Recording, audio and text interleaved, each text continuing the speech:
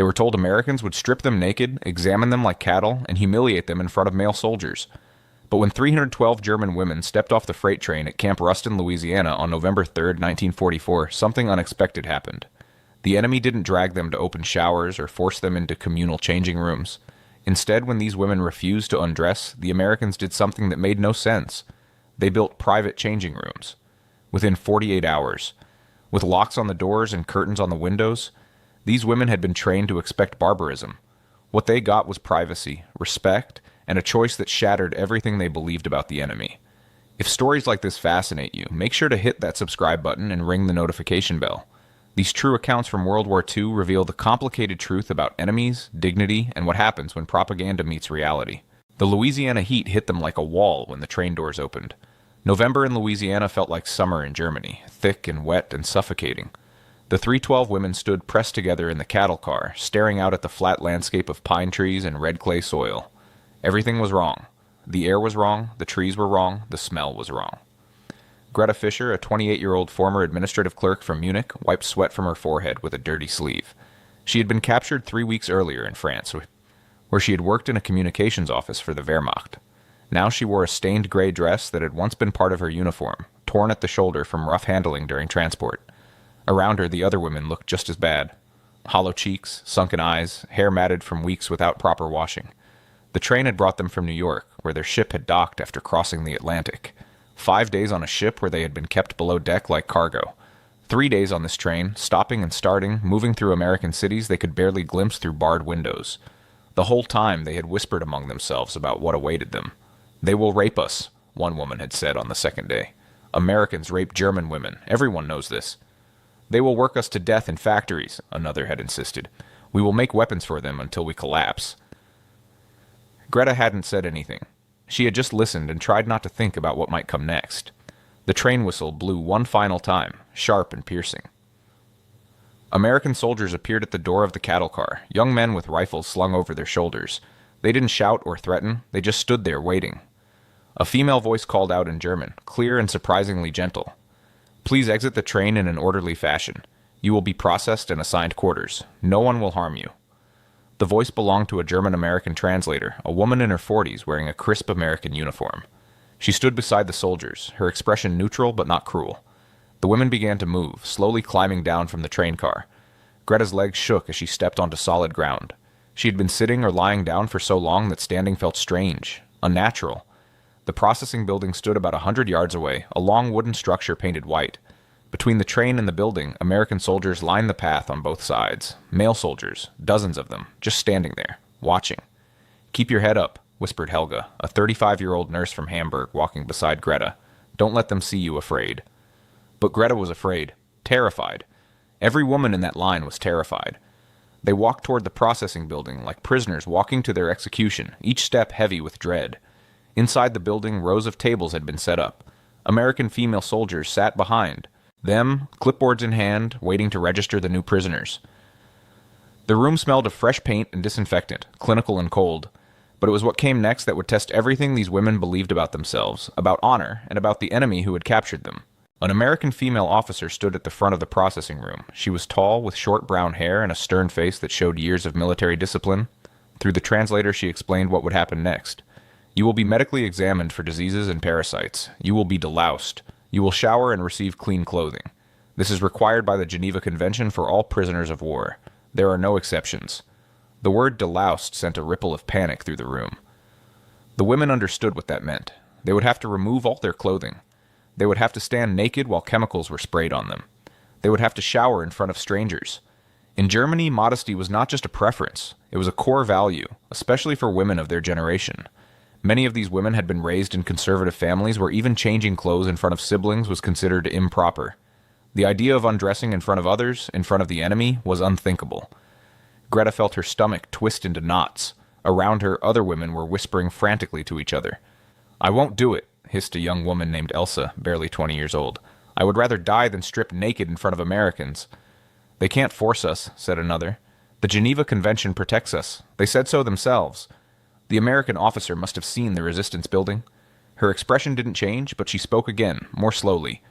"I understand this is difficult, but these procedures are necessary.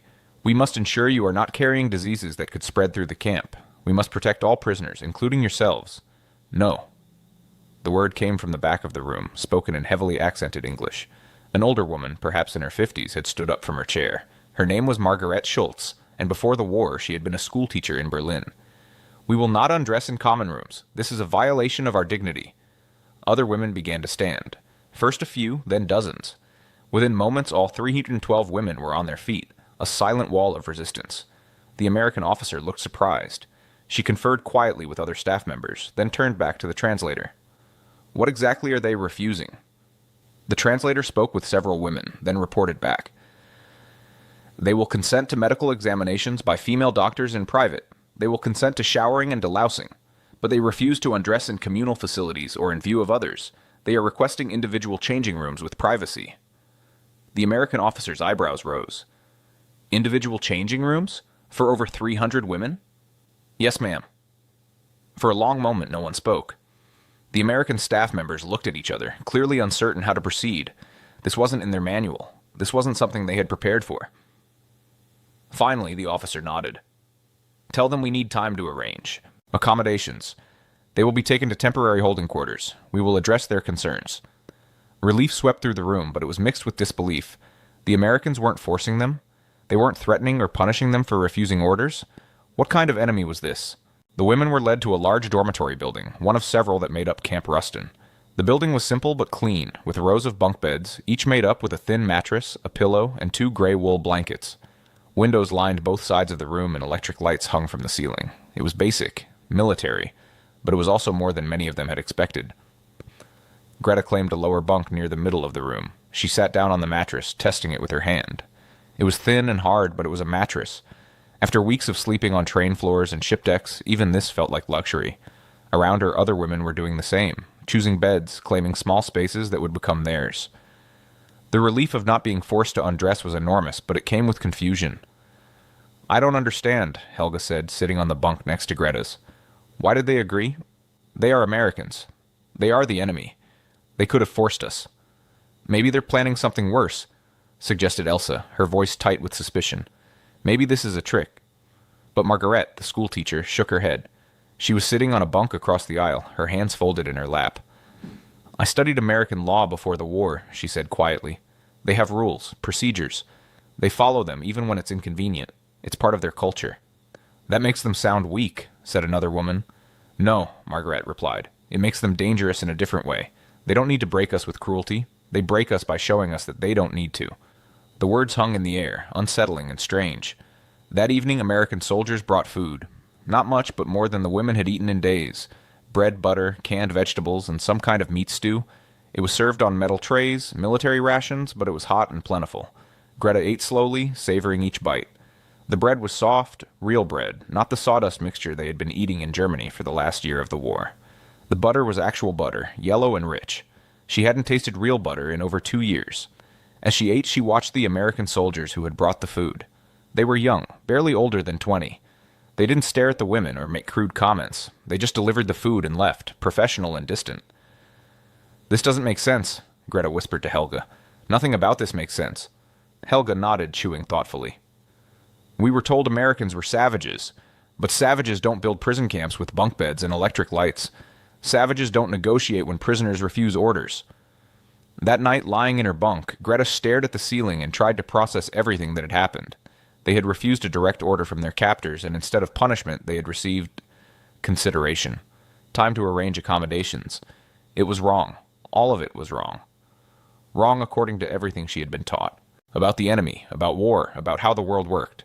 But it had happened, and tomorrow would bring more impossible contradictions. 2 days later, the American officer returned with the translator. All 312 women were assembled in the dormitory, standing in loose rows, waiting to hear what decision had been made. The officer looked tired, as if she hadn't slept much. She probably hadn't. Building individual changing facilities for over 300 women in 48 hours would have required enormous effort. We have modified one of our warehouse buildings, she announced through the translator. We have created individual changing stalls with curtains for privacy. Each stall has a bench, hooks for clothing, and a curtain door. After you change, you will proceed individually to the delousing station, then to the showers. All facilities are operated by female staff only. No male soldiers will be present in the building. The room erupted in whispers. The Americans had actually done it. They had built what the women had asked for. "You will go in groups of 20, the officer continued. "The process will take several days to complete all of you, but we believe this arrangement respects your concerns while still maintaining necessary health protocols." Greta felt something break inside her chest, something she couldn't quite name. Relief, gratitude, confusion, all of those and more. The first group of 20 women was escorted to the modified warehouse that afternoon. Greta was in the third group, which went the following morning. As they walked across the camp toward the warehouse, she could see American soldiers working on other projects, building new structures, repairing roads. The camp was huge, housing thousands of German POWs, mostly men who had been captured in France and North Africa. Inside the warehouse, the transformation was remarkable. What had been an open storage space was now divided into sections. Wooden frames had been constructed, creating small individual stalls about 4 feet by 6 feet. Heavy canvas curtains hung from rods, providing privacy. Inside each stall was a wooden bench and 3 hooks on the wall. It was simple, temporary, clearly built in a hurry. But it worked. An American female soldier, a sergeant, explained the procedure in careful German. "You will enter your stall and remove all clothing. Place your old clothes in the bag provided. When you are ready, wrap yourself in the sheet provided and proceed to the delousing station. Keep the sheet wrapped around you at all times. After delousing, you will go to the showers. Individual shower stalls with curtains are available. After showering, you will receive clean clothing in the dressing area." Greta entered her assigned stall and closed the curtain behind her. For the first time in weeks, she was alone, truly alone, with privacy. The relief was overwhelming. She sat on the bench for a moment, just breathing. Then slowly she began to undress. Her filthy dress torn and stained. Her undergarments gray with dirt. Everything went into the canvas bag marked with her prisoner number. The sheet they had provided was white, clean, soft. She wrapped it around herself tightly, then took a deep breath and stepped out of the stall. The delousing station was staffed by 2 American women in protective gear. They were professional and quick, spraying her hair and body with a white powder that smelled sharp and medicinal. It was uncomfortable and embarrassing, but it was done with as much dignity as possible. Then came the showers. The shower room had been divided into individual stalls, just like the changing area. Each stall had a curtain, a shower head, and a small shelf with a bar of soap. Real soap, white and clean, smelling faintly of lavender. Greta stepped into her stall, closed the curtain, and turned on the water. Hot water. Not lukewarm, not cold. Hot. She stood under the spray and began to cry. It had been months since she had showered with hot water in privacy, months since she had felt clean. The water ran over her skin, washing away weeks of dirt, sweat, fear, and exhaustion. She scrubbed herself with the soap until her skin turned pink, washing her hair 3 times, working her fingers through tangles that had seemed permanent. Around her, she could hear other women crying too. Tears of relief, of exhaustion, of overwhelming confusion about an enemy who would go to such lengths to preserve their dignity. When she finally emerged, wrapped in a clean towel, she was led to the dressing area where clean clothes waited. Not fancy clothes, just simple gray dresses made of sturdy cotton. But they were clean, they fit reasonably well, and they were hers. Greta looked down at herself, dressed in clean clothes for the first time in weeks, her hair wet and clean, her skin scrubbed. She looked almost human again. The other women in her group looked the same. Clean, clothed, their faces showing a mixture of relief and deep confusion. "They built rooms for us," Elsa whispered, her voice full of wonder. "The Americans built private rooms because we asked them to." "Why?" another woman asked. "Why would they do this?" No one had an answer. But the question would haunt all of them in the days to come. Life at Camp Ruston developed a rhythm that felt surreal in its ordinariness. Every morning at 6 a.m. a bell rang across the women's compound. The prisoners woke, made their beds with military precision, and prepared for breakfast. Breakfast was served at 6:30 in a mess hall separate from the male prisoners. The Americans had decided to keep the women's section completely separate, with its own facilities, its own guards, and its own schedule. This was unusual and must have required significant planning. The food was simple but sufficient. Oatmeal or cornmeal porridge, sometimes with sugar and milk, toast with margarine, occasionally eggs, coffee, real coffee, hot and strong, orange juice when it was available. Greta found herself looking forward to breakfast, not just for the food, but for the normalcy of it.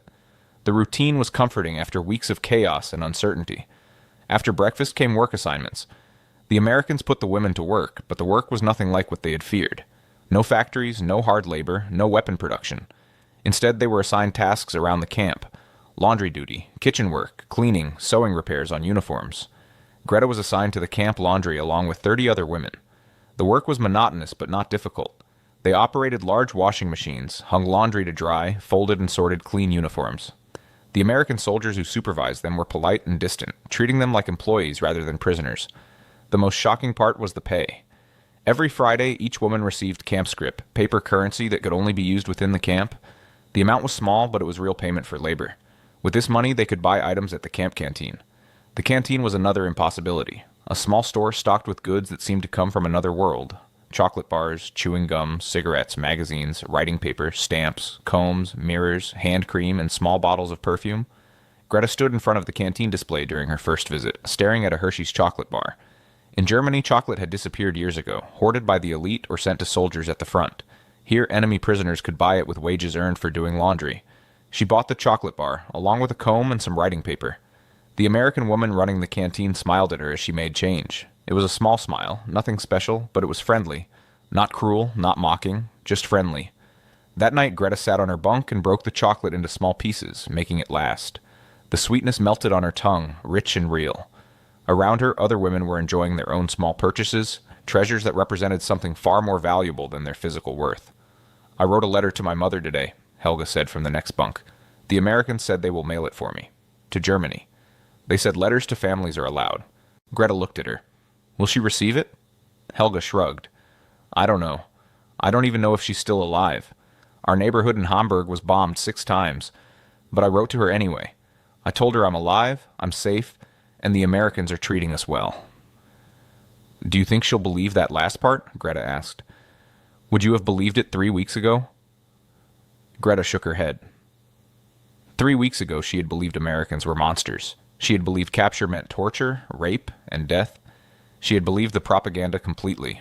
Now she sat in a clean bunk, eating chocolate she had bought with wages she earned for doing laundry, planning to write her own letter home. The contradiction was dizzying. Letters from home began arriving in December. They came slowly, taking weeks to cross the Atlantic and make their way through military mail systems. Each letter was like a knife to the heart, opening wounds the women had tried to keep closed. Greta's first letter from her mother arrived on a cold morning in mid-December. She sat on her bunk, holding the thin envelope in trembling hands. The handwriting on the front was her mother's, shaky and uneven. Inside, the letter was written in pencil on paper so thin it was nearly transparent. "My dearest Greta, we received word through the Red Cross that you are alive and imprisoned in America. I cannot tell you what relief this brings me. We thought you were dead. Munich is destroyed. Our house is gone. I live with your aunt now in a basement shelter. There are 11 of us sharing 2 rooms. We are cold all the time. The heating doesn't work and there is no fuel for fires. Food is scarce. We receive rations every few days, but it is never enough. Today we had a thin soup made from potato peelings and some kind of grain. Yesterday we had nothing at all. Your little cousin Klaus is thin as a skeleton. He cries from hunger, but there is nothing to give him. People are dying of starvation and cold. Last week Mrs. Schmidt from down the street died in her sleep. They said it was her heart, but we all know it was hunger. I think of you constantly. I hope you are not suffering too much. I hope the Americans are not treating you too badly. Remember that you are German, that you are strong, that you come from good people. We will survive this. We must survive this. When you come home, we will rebuild together. All my love, Mother." Greta read the letter 3 times, tears streaming down her face. Her mother was starving in a basement in Munich, while Greta sat in Louisiana eating oatmeal with milk and sugar. Her little cousin was crying from hunger while she had bought a chocolate bar yesterday with her labor wages. The guilt was crushing. Around her, other women were receiving similar letters. Letters describing the bombed-out ruins of German cities. Letters telling of family members who had died from starvation or cold. Letters that painted pictures of a homeland drowning in suffering and despair. One woman's husband had been killed in the final months of the war. Another's parents had disappeared after their city was captured by Soviet forces. A third received word that her children had been evacuated to the countryside and she didn't know where they were or if they were alive. The contrast between their comfortable captivity and their family's desperate suffering created a psychological torture more effective than any physical punishment could have been. "My sister is eating grass soup," whispered a woman named Frida during lunch one day. She was staring at her plate, which held beef stew, bread, and canned peaches. She wrote that they boil grass and weeds to make soup because there's nothing else. And I'm sitting here eating beef. No one knew what to say. There was nothing to say. They were trapped in a moral paradox with no resolution. Some women stopped eating, pushing away their plates, unable to stomach food while their families starved. The American camp doctor, a kind woman named Captain Roberts, had to counsel several women about maintaining their health. "I know this is difficult," she said through the translator to a group of women who had been skipping meals. "I know you feel guilty, but starving yourself here doesn't feed your family back home. It only hurts you. When you return to Germany, your families will need you to be strong and healthy. You can't help them if you're sick or dead. The logic was sound, but it didn't ease the guilt. Nothing could ease that guilt. And yet, despite the guilt, despite the terrible knowledge of what their families were enduring, the women continued to grow healthier. Their hollow cheeks filled out. Their bones stopped pressing sharp against their skin. They gained weight, their hair grew shiny and healthy, their skin cleared. They looked better as prisoners of war than they had ever looked as free citizens of the Third Reich. And that truth was the most devastating of all. It was the small moments that truly undid them, the brief encounters that made it impossible to maintain the hatred they had been taught to feel. One afternoon in January, Greta was carrying a basket of clean laundry across the compound when she slipped on a patch of ice. Louisiana rarely got ice, but a cold front had moved through, freezing the puddles overnight. The basket flew from her hands, and white sheets scattered across the muddy ground. Greta scrambled to gather them, her face burning with shame. Now she would have to wash them all over again. She would be behind schedule. The supervisor would be angry. But instead of anger, she heard laughter. Not cruel laughter, but warm, sympathetic laughter. She looked up to see an American guard, a young man barely 20 years old, grinning at her. He set down his rifle and knelt to help her gather the sheets. "Happens to me all the time," he said in simple English, speaking slowly so she might understand. "Ice. Dangerous." He pointed at the frozen puddle and made a slipping motion with his hand. Greta tried to tell him he didn't need to help, that she could manage, but her English was terrible. Instead, she just nodded and accepted his help. Together they gathered the muddy sheets and put them back in the basket. When they were done, the soldier gave her a small salute and a friendly smile. Then he picked up his rifle and walked away, whistling a tune she didn't recognize. Greta stood there holding the basket, trying to understand. An American soldier, a man who was supposed to be her enemy, had just knelt in the mud to help her pick up laundry. He had done it without hesitation, without expecting anything in return, and he had smiled at her like she was a fellow human being, not an enemy prisoner. Another day, Helga was working in the camp kitchen, helping prepare dinner for the women's compound. She accidentally knocked over a large pot of soup, spilling it across the floor. She froze in horror, waiting for the punishment she knew would come. But the American cook, a cheerful woman from Texas named Sergeant Patterson, just sighed and grabbed a mop. "Don't worry about it, honey," she said in English that Helga couldn't fully understand, but whose tone was clear. "Happens to everybody. Let's clean it up and make another batch." Together they mopped up the mess. Then Sergeant Patterson showed Helga how to make the soup again, patiently explaining each step, laughing when Helga got confused, encouraging her when she got it right. At the end of the day, Sergeant Patterson gave Helga an extra bread roll to take back to her dormitory. "You worked hard today," she said with a wink. "You earned it." These small kindnesses accumulated like raindrops filling a bucket. Each one individually was small, almost insignificant, but together they created something impossible to ignore. The Americans weren't monsters. They weren't even particularly cruel.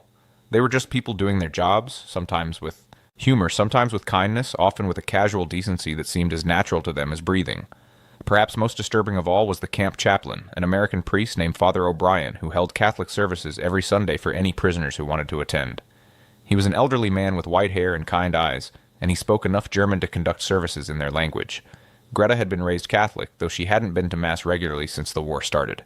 One Sunday, more out of boredom than faith, she attended the service. Father O'Brien's sermon was about forgiveness and reconciliation. He spoke about loving your enemies, about the dignity of all human souls, about how God saw no difference between Germans and Americans, only children who needed guidance. After the service, he stood at the door, shaking hands with each woman as she left, offering words of comfort and encouragement. When Greta reached him, he took her hand in both of his and looked at her with genuine compassion. "You've suffered a great deal," he said in accented but clear German. "The war has been hard on all of us. But remember, you are not forgotten by God. You have value and worth, regardless of which side you fought on." Greta felt tears spring to her eyes. When was the last time someone had told her she had value? When was the last time anyone in authority had treated her like she mattered as an individual rather than as a cog in a machine? She couldn't remember. That night, lying in her bunk, she thought about all these small moments. The soldier who helped with the laundry, the cook who laughed off the spilled soup, the priest who said she had value. These weren't the actions of monsters. These weren't the actions of people who believed in racial superiority or national hatred. These were the actions of people who saw other people as human beings worthy of basic decency. And if the Americans could do this, if they could show this kind of casual kindness to their enemies, what did that say about everything Greta had been taught? What did that say about the war, about Germany, about the ideology she had believed in? The questions kept her awake long into the night. By February 1945, Greta had been at Camp Ruston for 3 months. 3 months of clean beds, regular meals, and treatment that contradicted everything she had been told about the enemy. 3 months of cognitive dissonance that was slowly tearing apart her worldview. She lay awake most nights, her mind spinning in circles. During the day, she could keep busy with work, with routine, with the small tasks that filled the hours. But at night, in the quiet darkness of the dormitory, the questions came flooding back. She had been raised to believe in German superiority. She had been taught that Germans were smarter, more cultured, more disciplined than other races. She had believed in the Führer, in the destiny of the German people, in the righteousness of their cause. But if Germans were superior, why had they lost the war? Why were German cities in ruins while American cities thrived? Why were German children starving while American prisoners ate beef and chocolate? She had been told that Americans were weak, soft, corrupted by democracy and racial mixing, that they had no discipline, no honor, no strength. But the Americans had defeated Germany. They had crossed an ocean with massive armies. They had built prison camps that housed thousands of people with efficient organization. They had rules and systems and procedures that they followed even when it was inconvenient. That didn't sound like weakness. That sounded like a different kind of strength, one she had never been taught to recognize. Most troubling of all was the question of dignity. In Germany, she had been taught that dignity came from sacrifice, from obedience to the state, from submission to the greater good. Your individual needs, your individual desires, your individual dignity, all of these were supposed to be sacrificed for the nation. But here the Americans had built private changing rooms because the prisoners asked for them. They had accommodated individual conscience at significant inconvenience to themselves. They had treated individual dignity as something worth preserving, even for enemies. What kind of philosophy was that? What kind of people believed that even your enemies deserved to maintain their modesty and self-respect? Greta's hands shook as she thought about it, because if the Americans were right about this, if individual dignity really did matter more than collective sacrifice, then everything she had believed was wrong. Every sacrifice she had made, every hardship she had endured for the greater good had been for nothing. The propaganda had told her that Americans were materialistic, that they cared only about comfort and wealth. But she had seen American soldiers living in conditions not much better than the prisoners. She had seen American women working long hours at difficult jobs. She had seen evidence of a nation that could sacrifice and work hard when needed. The difference was that Americans seemed to do it by choice, not compulsion. They followed orders, but they also questioned them. They respected authority, but they didn't worship it. They had discipline, but they also had freedom. It was a contradiction that made her German mind hurt. How could you have both? How could a society function if people were allowed to question and choose? Yet somehow it did function. It functioned so well that it had defeated Germany utterly and completely. At night, Greta pulled out her mother's letters and read them by flashlight. The contrast between her mother's suffering and her own relative comfort was unbearable. She should be suffering. She deserved to suffer. She had served the Reich, had believed in its cause, had contributed to a war that had destroyed everything. Instead, she was safe, fed, healthy, and learning English from friendly American guards who treated her like a human being. The guilt was a physical weight in her chest, but beneath the guilt was something even more disturbing, the growing realization that she preferred captivity in America to freedom in Germany. And if that was true, what did it make her? A traitor? A survivor? A woman who had finally seen the truth? She didn't know. She honestly didn't know.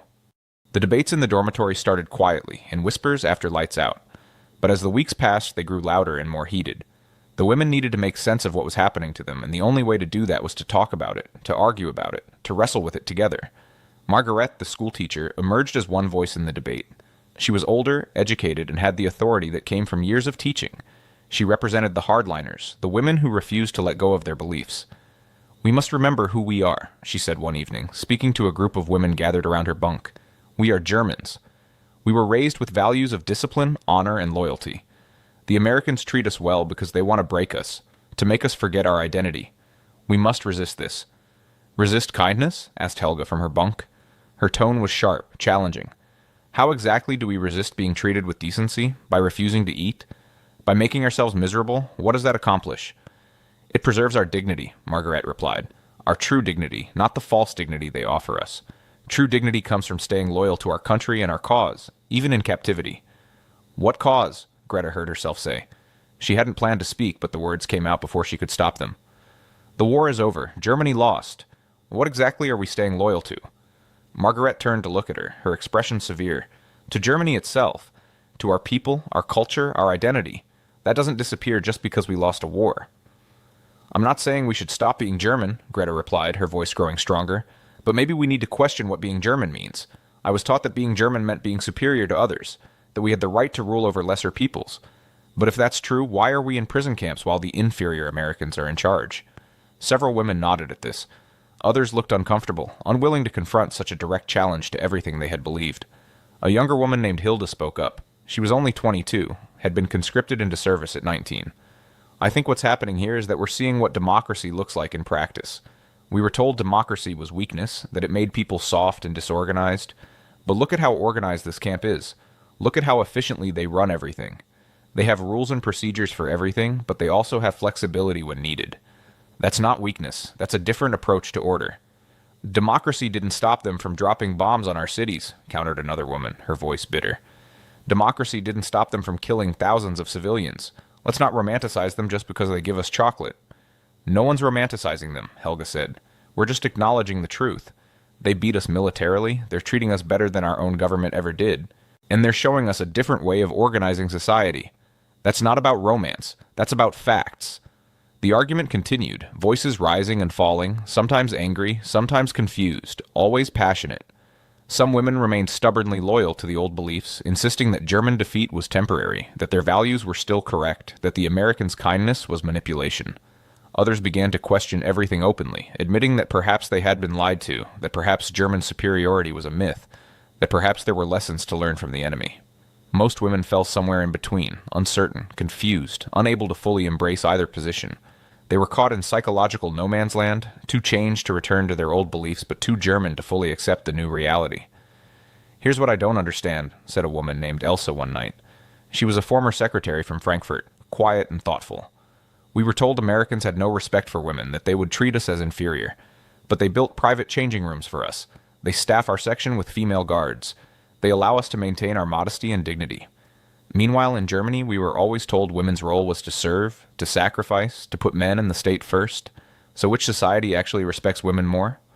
The question hung in the air, unanswered because the answer was too uncomfortable to voice aloud. But everyone knew the answer. It was written in every private changing room, in every female guard, in every moment of consideration the Americans had shown for the women's wishes and concerns. The society that supposedly didn't value women had treated them with more respect than the society that had praised them as mothers of the nation. As winter turned to spring, a deeper understanding began to emerge among the women. It wasn't about whether the Americans were good or bad, kind or cruel. It was about something more fundamental, the power of ideology itself.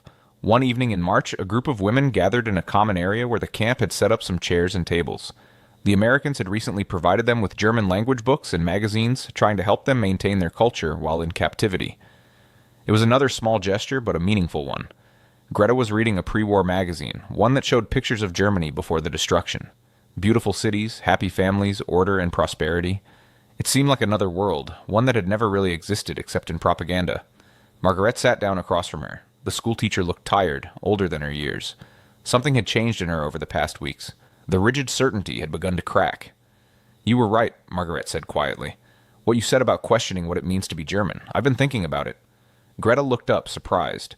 Margaret had been the strongest voice for maintaining loyalty to the old ways. "I was a teacher," Margaret continued. "I taught children for 20 years. I taught them to be obedient, to trust authority, to sacrifice for the nation. I believed I was doing the right thing. I believed I was teaching them values that would make them strong." She paused, her hands folded tightly in her lap. "But now I wonder if I was teaching them to be victims.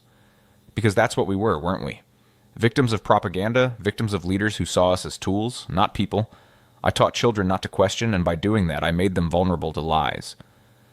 Greta didn't know what to say. She had never heard Margaret speak like this before. "The Americans have something we don't," Margaret said. "They question everything. I've watched them. They debate orders. They challenge their superiors. They argue about the right way to do things. At first I thought it was disrespectful, undisciplined, but now I see it differently. They question because they believe individuals have the right and responsibility to think for themselves." "Isn't that dangerous?" Greta asked. "If everyone questions everything, doesn't that lead to chaos?" "Maybe," Margaret admitted, "but it also prevents the kind of mass deception we experienced. If we had been taught to question, to think critically, to challenge authority when it seemed wrong, would we have followed Hitler? Would we have believed the propaganda? Would we have gone along with the things we went along with?" The question was rhetorical, but its weight was enormous. Around them, other women were listening now, drawn by the conversation.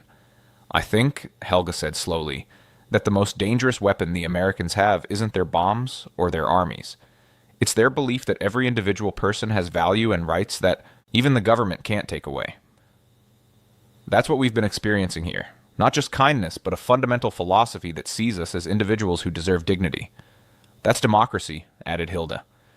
Not just voting, but the whole idea that power comes from individuals, not from the state. That the government serves the people, not the other way around. Germany had that once, Margaret said quietly. Before Hitler. We had the Weimar Republic. We had democracy. But we threw it away because we thought strong leadership was better than individual freedom. We thought order was more important than rights. We thought collective power was more valuable than individual dignity. She looked around at the other women. And where did that get us? Our cities are destroyed. Our families are starving.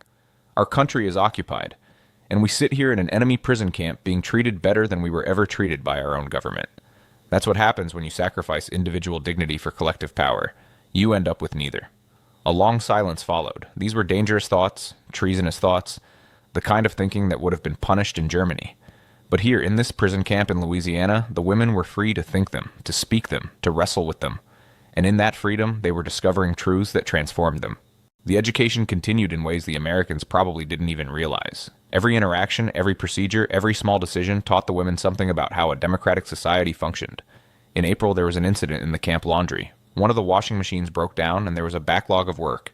The American supervisor, Sergeant Harris, called a meeting of all the women working in the laundry to discuss how to handle the situation. This alone was extraordinary. In Germany, a supervisor would simply have given orders. There would be no meeting, no discussion, no asking for input from the workers. But Sergeant Harris explained the problem and then asked, "What do you think we should do? You all work with these machines every day. What's the best way to handle this until we get the machine fixed?" The women looked at each other, confused. They were being asked their opinions? They were being consulted about how to solve a problem? Tentatively, suggestions were offered. Perhaps they could use the machines in the men's laundry during off hours. Perhaps they could hand wash some items. Perhaps they could adjust the schedule to prioritize essential items. Sergeant Harris listened to each suggestion, asked clarifying questions, and then helped the group decide on a solution that combined several of the ideas. Everyone would work an extra hour each day, but they would be paid for the extra time. They would prioritize essential items and use hand washing for non-essentials. It was a simple problem with a simple solution. But the process was revolutionary for women who had been raised in a society where orders flowed down and obedience was expected. "She asked us what we thought," Greta said to Helga that evening, still amazed. "Like our opinions mattered." "Because to them they do," Helga replied. "That's what I've been trying to tell you. In their society, even the lowest worker has value and intelligence. Even enemy prisoners have insights worth hearing." The education continued in other ways, too. The camp had a small library, and the American commanders had stocked it with books in German. Some were classics, Goethe, Schiller, Heine, but others were books about American history and government, translated into German. Greta found herself reading these books in her spare time, curious about the country that had defeated hers. She read about the American Revolution, about ordinary people rising up against a king. She read about the Constitution, about checks and balances, about rights that couldn't be taken away.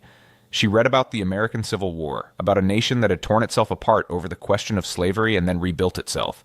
She learned that Americans weren't afraid to confront their own failures, to admit they had been wrong, to change their laws when justice demanded it. Most shocking was reading about America's treatment of its own people during the war. She learned about Japanese Americans who had been placed in internment camps, imprisoned without trial simply because of their ethnicity. She learned that many Americans had protested this, had called it wrong, had fought against it even while their country was at war. In Germany, you couldn't protest government actions during wartime. You would be arrested, possibly executed. But in America, people had protested, newspapers had criticized, and after the war, the government had admitted the internment was wrong. The ability to admit error, to change course, to say we were wrong. This was foreign to Greta. In Germany, the government was never wrong. The Führer was infallible. To suggest otherwise was treason. But here was a government that could acknowledge its mistakes, and somehow that acknowledgement made it stronger, not weaker. "I don't understand how their system survives," Greta said to Margaret one day as they discussed the books. "If everyone is allowed to criticize, to disagree, to protest, how does anything get done? How do they maintain order?" Margaret smiled slightly. "That's what they want you to ask. Because the answer is that order doesn't have to come from force. It can come from consent. When people believe the system is fair, when they believe they have a voice, they voluntarily cooperate. They don't need to be forced." "But that only works if people are good," Greta protested. "What about criminals? What about people who refuse to cooperate?" "They have laws and police just like any country," Margaret replied. "But the laws are made by representatives elected by the people, and the police are accountable to the people. It's not perfect. No system is perfect. But it's based on the idea that most people, given freedom and opportunity, will choose to be decent." Greta thought about this. It seemed naive, idealistic, too good to be true. And yet it worked. America worked. Its cities thrived while German cities burned. Its people ate while Germans starved. Its system had produced the armies that had defeated Germany utterly. Maybe idealism wasn't weakness. Maybe believing in human potential wasn't naive. Maybe trust in individual dignity was actually the foundation of true strength. These were revolutionary thoughts for a woman raised under Hitler. And they were thoughts she couldn't unthink once she had thought them. The moment of complete transformation came in May 1945, just days after Germany surrendered. The news spread through Camp Rustin like wildfire. The war was over. Germany had been defeated. Hitler was dead. The women gathered in their dormitory, listening to the announcement over the camp's loudspeaker system. The American commander spoke in English, then the translator repeated his words in German. "The war in Europe is over. Germany has surrendered unconditionally. You will remain here as prisoners until repatriation arrangements can be made. We expect this process will take several months. In the meantime, your treatment will continue as it has been." When the announcement ended, silence filled the dormitory. No one knew how to react. Relief that the killing was over? Grief that Germany had lost? Fear about what would happen next? Greta sat on her bunk, her hands shaking. Germany had surrendered. The war was over. And she felt nothing. Or rather, she felt too many things at once, all contradicting each other. That evening, Margaret called an informal meeting in the common area. About 50 women gathered, needing to talk, to process, to make sense of this moment. "We need to discuss what happens next," Margaret began. "We'll be going home eventually, back to Germany. But what are we going home to? And more importantly, who are we going home as?" "What do you mean?" someone asked. Margaret looked around the room. "I mean we are not the same women who were captured. We've changed. We've learned things. We've seen things. We know the propaganda was lies. We know there's a different way to organize a society.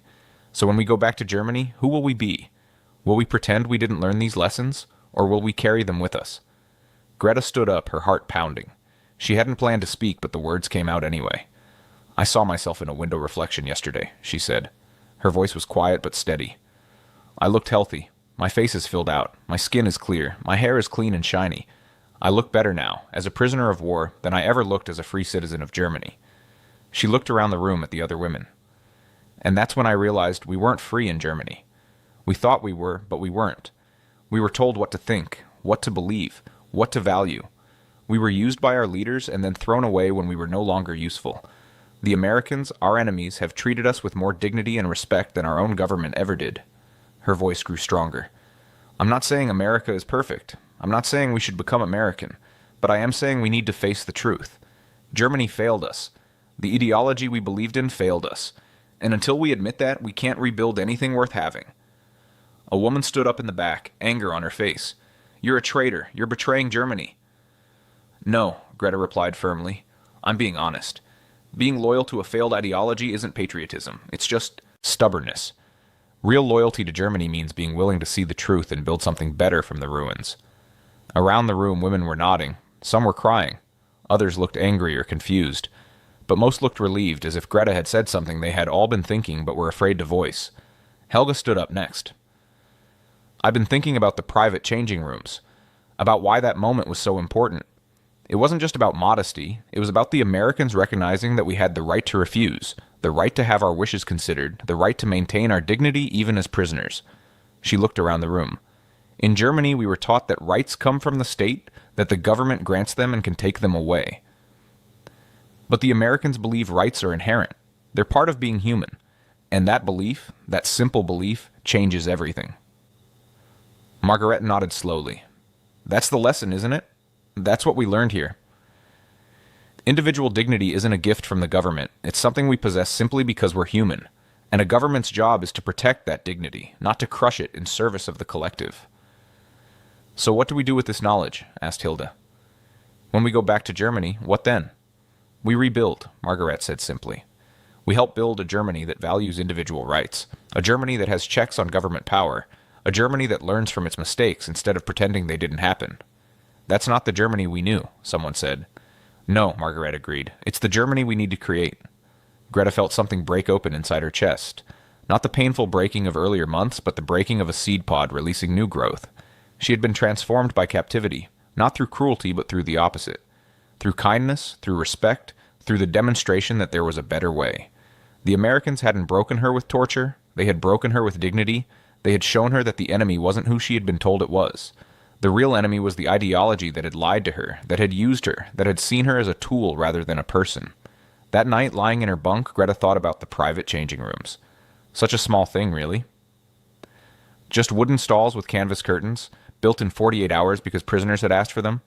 But those changing rooms represented something profound, the belief that even your enemy's dignity matters, that even when you have complete power over someone, you still have an obligation to treat them with respect. Germany had taught her that power meant the ability to force others to your will. America had shown her that true power meant having the strength to be merciful, the discipline to be fair, and the wisdom to recognize that your enemy's humanity was proof of your own. These lessons would stay with her for the rest of her life, and she would carry them back to Germany, into the ruins of her homeland, and help build something new from the ashes of the old. The repatriation ships were scheduled to begin leaving in August 1945. The women had 3 months to prepare for their return to Germany. 3 months to gather their thoughts, pack their few belongings, and steel themselves for what they would find. The anxiety was overwhelming. They were going home, back to their families, their country, their culture. This should have filled them with joy. Instead, most women felt dread. "I don't know what I'm going to say to my mother," Greta confessed to Helga one evening. They were sitting outside their dormitory, watching the Louisiana sunset paint the sky orange and pink. "How do I explain that I've been eating well while she starved? How do I tell her that the Americans treated me better than our own government ever did without sounding like a traitor?" "You tell her the truth," Helga said. "That's all you can do." "But the truth is complicated. The truth is that I'm grateful to the people who defeated Germany. I'm grateful to the enemy. How do I live with that?" Helga was quiet for a moment. "I think a lot of us will be living with that. We'll carry it for the rest of our lives, this gratitude mixed with guilt, this knowledge mixed with shame. But maybe that's what we need to carry. Maybe that's the price of seeing the truth." Many women were afraid of how they would be received in Germany. Would they be seen as traitors for surviving in comfort while their country burned? Would they be punished for not dying rather than surrendering? Would anyone believe the truth about how they had been treated? Some women began preparing themselves to lie, to tell stories of hardship and cruelty that would be easier for their families to accept than the complicated reality. But Margaret counseled against this. If we lie about our experiences, we're doing exactly what the Nazis did, choosing comfortable lies over difficult truths. We have to tell the truth, even when it's hard, even when it makes people uncomfortable. That's how we prevent this from happening again. The camp administrators tried to prepare them for what they would find. Captain Roberts, the camp doctor, held several sessions about the psychological challenges of repatriation.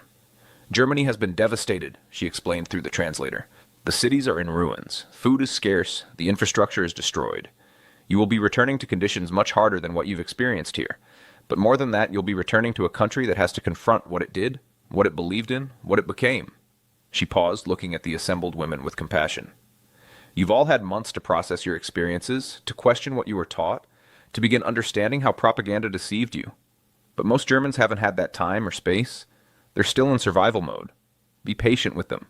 Be patient with yourselves. Healing takes time." Greta appreciated the honesty, but it didn't ease her anxiety. She wrote letters to her mother, trying to prepare her for the reunion, trying to explain without explaining too much. How do you write the enemy treated me well in a way that doesn't sound like betrayal? The ships left from New York in late August. The journey across the Atlantic took 2 weeks. The conditions weren't luxurious, but they were adequate. The women were fed regularly, treated with basic dignity, and given information about what to expect upon arrival.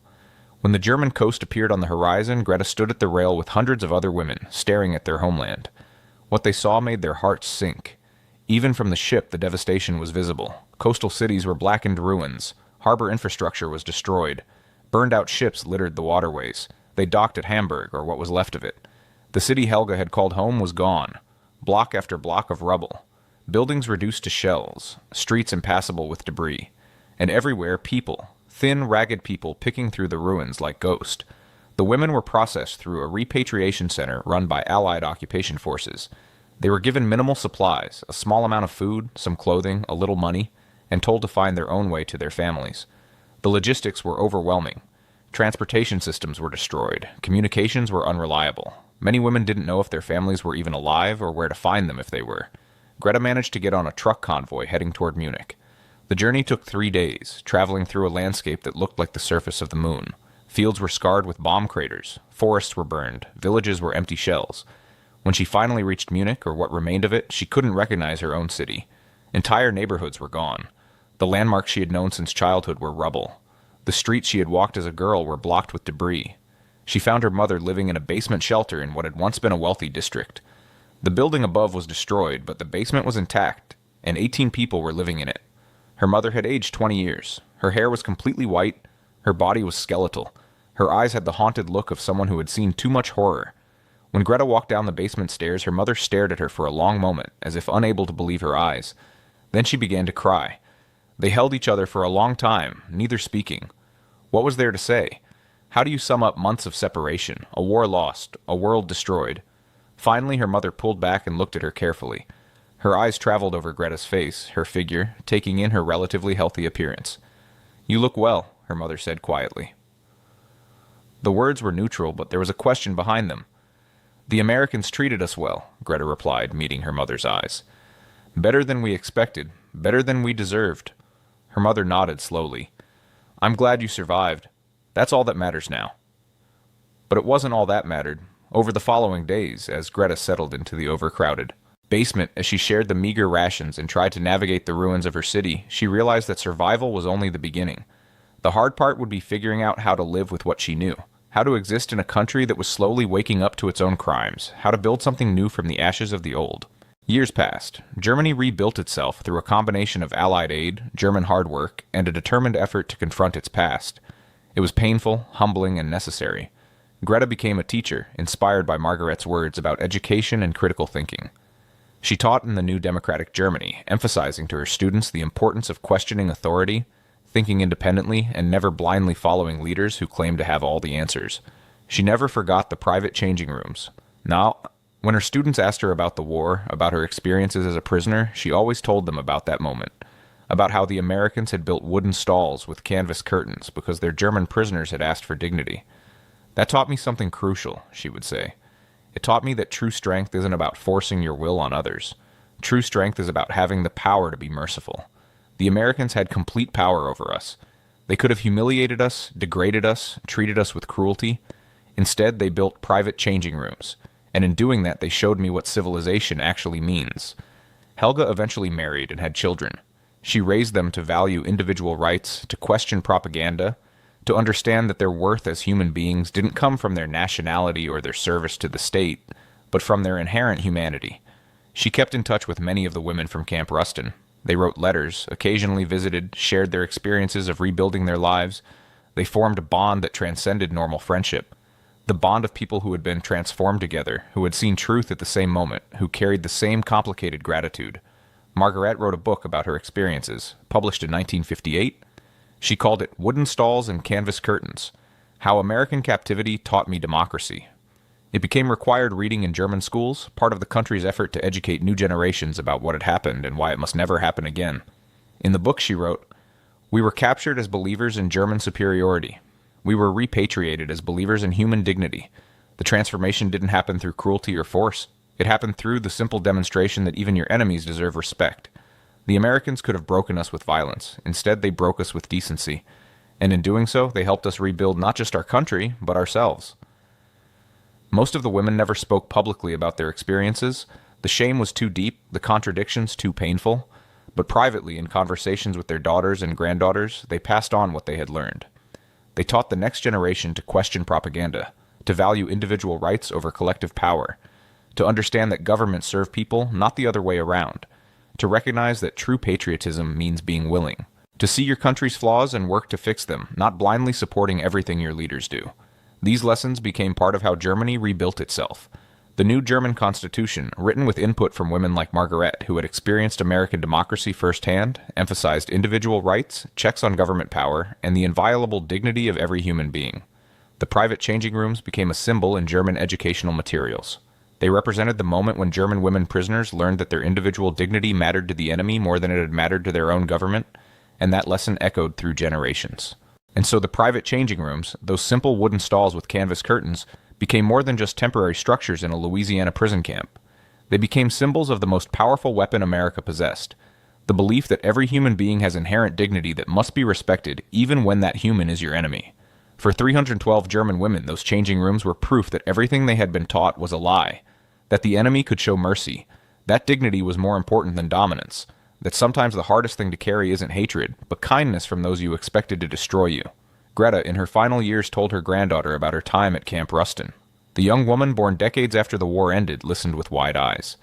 "So the Americans built private rooms just because you asked them to?" she said. "Yes," Greta replied. "They built them in 48 hours. They could have forced us to comply. They had complete power over us. But instead they chose to respect our dignity. And that choice changed everything." She smiled sadly, looking out the window at modern Germany. Democratic, prosperous, peaceful. "I spent my whole life trying to pass on what I learned. That your enemy might treat you better than your own people.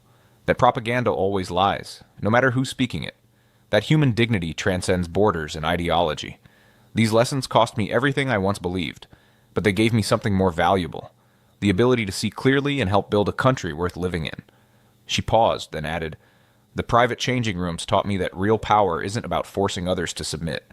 Real power is about having the strength to be merciful, the discipline to be fair, and the wisdom to recognize that your enemy's humanity reflects your own." That is the story worth remembering. If this true account from World War II moved you, please subscribe to this channel and hit that notification bell. History is full of uncomfortable truths like this one. Stories that challenge what we think we know about enemies and allies, about war and peace, about who the real monsters are. These stories matter because they remind us that humanity can exist even in the darkest times, and that sometimes the most dangerous weapon is simple respect for human dignity. Share this video with someone who needs to hear this story. Leave a comment telling us what you think. And remember, the past has lessons for us if we're brave enough to learn from them. The wooden stalls are long gone now. The canvas curtains have disappeared into history. But the lesson they taught, that even enemies deserve dignity, that individual worth matters more than collective power, that mercy can be stronger than cruelty. That lesson remains, carried forward by the women who experienced it and the generations they taught. And perhaps that's the real victory, not the military triumph, but the ideological transformation. The moment when 312 German women looked at their enemy and saw not monsters, but human beings who believed that dignity matters. That moment changed them, changed their families, changed their country, and in a very real way, it changed the world.